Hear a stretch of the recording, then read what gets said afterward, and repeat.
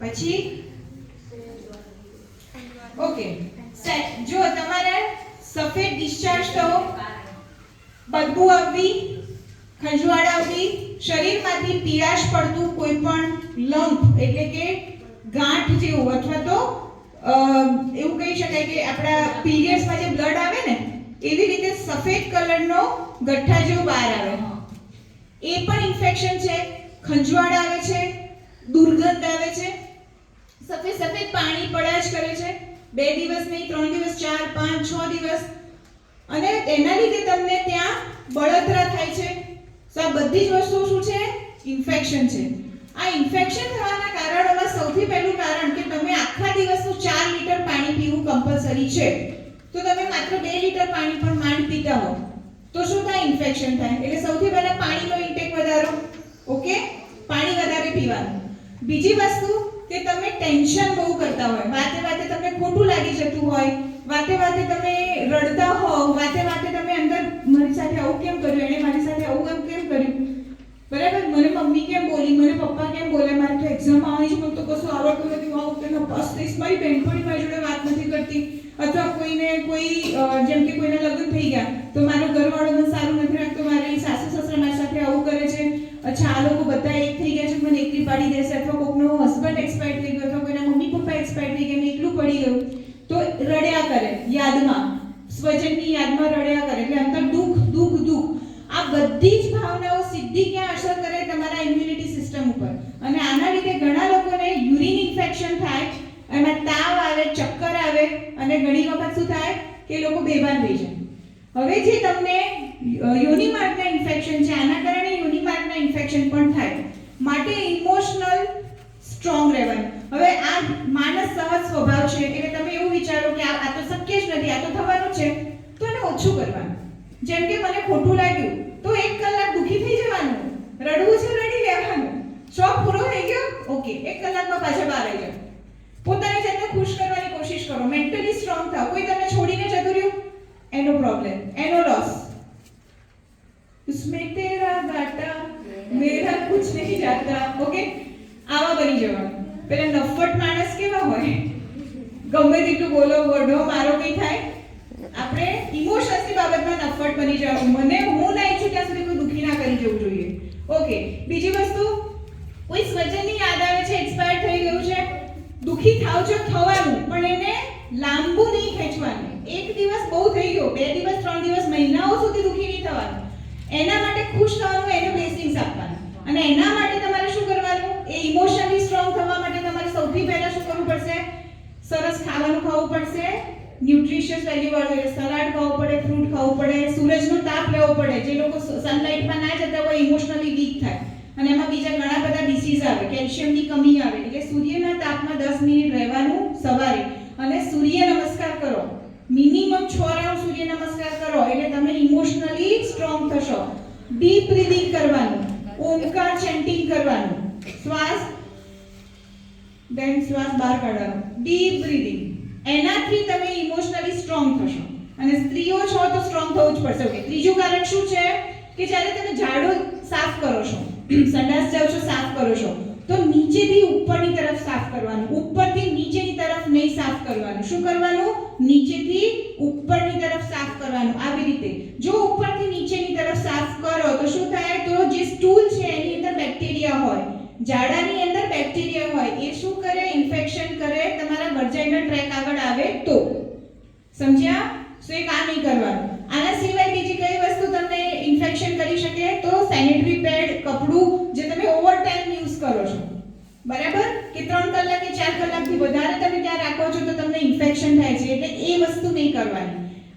આના સિવાય તમારે પેશાબ રોકી નહીં રાખવાનો. આપણે બાથરૂમ લાગી હોય તો આપણે શું કરીએ છીએ? રોકી રાખીએ. કેમ? તો હું ચાલો થોડી વાર રહીને જઈશ, વારે વારે કોણ જાય? અથવા તો કોઈ પુરુષો છે એમની આગળ કોણ જાય? બેટા અવાજ નહીં, એમની આગળ કોણ જાય? અથવા તો એવી જગ્યા હોય કે આપણને બાથરૂમ અવેલેબલ ના હોય તો શું કરવાનું? ઓપનમાં જઈ આવવાનું, પણ જઈ આવવાનું. અહીંયા બેઠા છો, બાથરૂમ લાગી, હાથ ઉપર કરવાનો, મેમ એક મિનિટ હું ફટાફટ બાથરૂમ જઈને આવું, પણ રોકી નહીં રાખવાની. ઓકે, અને જ્યારે બાથરૂમ રોકી રાખો છો ત્યારે શું કરો છો કે આ મારે બાથરૂમ જવું પડશે, હું પાણી ઓછું એટલે બહાર ગયા હોય ને તો આખા દિવસમાં માંડ 4 ગ્લાસ બી પાણી ના પીવે કે મારે બાથરૂમ ના જવું પડે. આનાથી ઇન્ફેક્શન થાય. આ નહીં કરવાનું. અને આ ઇન્ફેક્શન તો ઠીક છે, કિડની ઉપર પ્રોબ્લેમ થાય, સમજો તમે. એટલે આ વસ્તુને ખાસ નહીં કરવાની. આના સિવાય બીજી એક વસ્તુ છે કે જે તમને પ્રોબ્લેમ કરે છે ઇન્ફેક્શનનો, અને એ છે સુગંધિત દ્રવ્યોવાળી વસ્તુઓ વાપરવી. સુગંધીવાળા સાબુ, સુગંધીવાળું તેલ, સુગંધીવાળી ક્રીમ, સુગંધીવાળો જે ડિટર્જન્ટ પાવડર છે જેનાથી કપડાં ધોવાય છે, જે જગ્યાએ સુગંધિત પદાર્થો વપરાય છે એ તમારા વર્જાઇનલ ટ્રેક આગળ અગર વાપરો છો, તમે પર્સનલ પાર્ટ આગળ વાપરો છો, તો એ તમને ઇન્ફેક્શન કરે છે. કેમ? સુગંધિત પદાર્થોનું જે રસાયણ છે, જે કેમિકલ છે, એ તમારા યોનિ માર્ગના અંદર સારા બેક્ટેરિયાને મારી કાઢે. એટલે કોઈ પણ ઇન્ફેક્શનનું કોઈ પણ બેક્ટેરિયા અંદર એન્ટર થયો તો શું કરશે? તો એ તો સ્પ્રેડ થશે, કારણ કે તે સૈનિકો જ નથી જે એનું પ્રોટેક્ટ કરવા માટે હતા. આપણા શરીરની રચના છે કે કોઈ પણ ઇન્ફેક્શનના કીટાણુ આવ્યા તો આપણા શરીરની અંદર એવા સૈનિકો છે કે સારા કીટાણુઓ છે એ એને મારી કાઢે, આગળ ના વધવા દે. પણ આપણે શું કર્યું? કેમિકલ વાપર્યું, ફ્રેગ્રન્સ વાળી વસ્તુઓ વાપરી, અને શું થયું? તો એ સૈનિકોને મારી કાઢ્યા. તો ત્યાં જે ઇન્ફેક્શનના બેક્ટેરિયા આવશે, શું કરશે? ઇન્ફેક્શન કરશે. માટે સુગંધિત પદાર્થોમાં જો તમે ડિટર્જન્ટમાં વોશ કર્યા કપડા બધા, તો તમારા નિકર્સને સાદા પાણીમાં વોશ કરવાના 2-4 અને તડકામાં સુકવવાના, પછી પહેરવાના. નિકર્સ ઓલવેઝ કોટન પહેરવાના, બહુ ફિટ નહીં પહેરવાના. નોર્મલ ફિટિંગ હોવું જોઈએ જે તમારા શરીરની અંદર બ્લડ સર્ક્યુલેશન થવા દે. ઓકે? હવે તમે જ્યારે પણ નાહવા જાઓ છો તો સાબુ હોય ને, બેટા વિડિયોમાં ધ્યાન રાખજો, કોઈ વસ્તુ કટ ના કરવી જોઈએ. તમે જ્યારે નાહવા જાઓ છો ત્યારે તમે જે સુગંધિત પદાર્થ વાળું કોઈ પણ સાબુ વાપરો છો તો એ પર્સનલ પાર્ટને ધોવા માટે નહીં વાપરવાનું. યાદ રાખજો. કોઈ ક્રીમ લગાવો છો તો પર્સનલ પાર્ટ ઉપર અહીંયા કોઈ જગ્યાએ નહીં લગાવવાની. એને પાણીથી ધોવાનું. અને જો ત્યાં તમારે ક્રીમ લગાવી હોય તો શું લગાવવાનું? Coconut oil. કોકોનટ ઓઇલ પણ સુગંધી વગરનું. માથામાં નાખવાનું તેલ પણ સુગંધી વગરનું, સાદું કોકોનટ ઓઇલ. એની અંદર મેડિસિન પ્રોપર્ટી હોય. ચામડીના કોઈ પણ રોગો થયા હોય તો એને સારા કરવા માટે આયુર્વેદમાં જે મસાજની અંદર તેલ વાપરવા કહે છે એ સુગંધી વગરનું સાદું કોકોનટ ઓઇલ વાપરો તો એ તમને ફાયદો કરશે. બરાબર? સો આ બધી વસ્તુઓ છે. જેમ કે તમે પાવડર લગાવ્યો, જેમ કે ત્યાં કોઈ ચાંદુ પડી ગયું છે, તમને એવું હોય કે પાવડર લગાવી લો, તો સુગંધી વાળો પાવડર નહીં લગાવવાનો. બરાબર? તો સુગંધીથી દૂર રહેવાનું. પર્સનલ પાર્ટને વોશ કરવા માટે પાણી ઇનફ છે. સાદું પાણી વાપરો, સરસ ચોખ્ખું રાખવાનું. પાર્ટ દિવસમાં 3 વખત ધોવાનું. તમે બાથરૂમ ગયા, વોશરૂમ ગયા તો વ્યવસ્થિત વોશ કરી દેવાનું. નાવા ગયા ત્યારે સરસ વોશ કરી દેવાનું. એટલે શું થાય કે ત્યાં ઇન્ફેક્શન ના થાય. કોઈ પણ કપડાં પહેરો તો જીન્સ વાળા બહુ ટાઈટ જીન્સ નહીં પહેરવાના.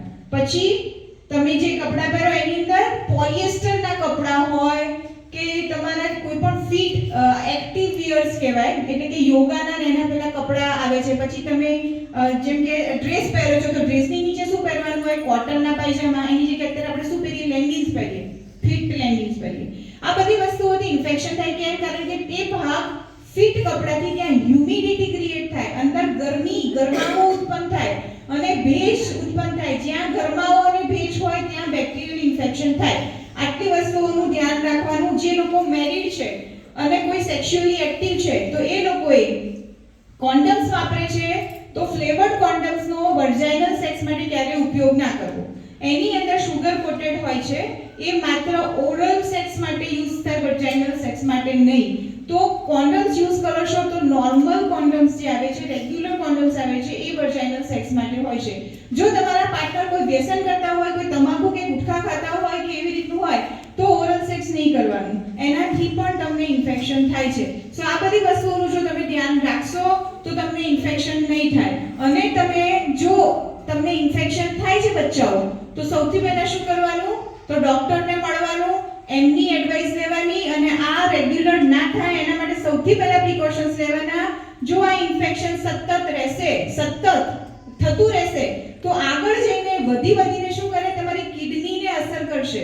અને બીજું, તમારા શરીરમાં વીકનેસ રહેશે, પગ દુખશે, ચક્કર આવશે, બેભાન થઈ જશો અને ઘણી વખત કોમામાં પણ જઈ શકો છો.